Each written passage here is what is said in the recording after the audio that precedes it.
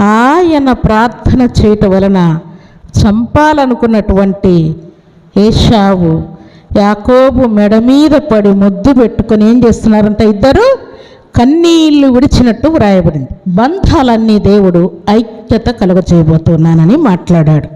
కోల్పోయినటువంటి ఏశావును తిరిగి సమాధానపరుస్తూ ఉన్నాడు, సహవాసం ఇస్తూ ఉన్నాడు, సంతోషం ఇస్తూ ఉన్నాడు దేవుడు.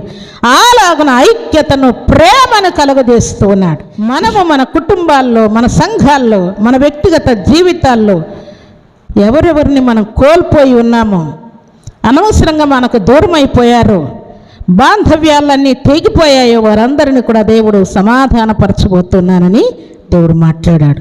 దూరమైన వారందరూ, అపార్థం చేసుకున్న వారందరూ కూడా సమీపస్తులైపోయి, అవమానించిన వారందరూ కూడా అభిమానముతో, ప్రేమతో, అనురాగముతో కలిసి ఉండేటట్టుగా దేవుడు ఐక్యత కలుగజేస్తూ ఉన్నాడు. అందరి జీవితాల్లో దేవుని యొక్క కనికరాన్ని మనం పొందబోతూ ఉన్నాం. అలాగే కొదవలన్నీ దేవుడు తీర్చబోతూ ఉన్నాడు.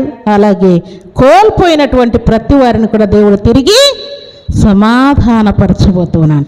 కాబట్టి దేవుని సన్నిధిలో చేరిన మనందరి జీవితాల్లో సమాధానాన్ని, ఐక్యతను, ప్రేమను దేవుడు ఇవ్వబోతున్నాడు.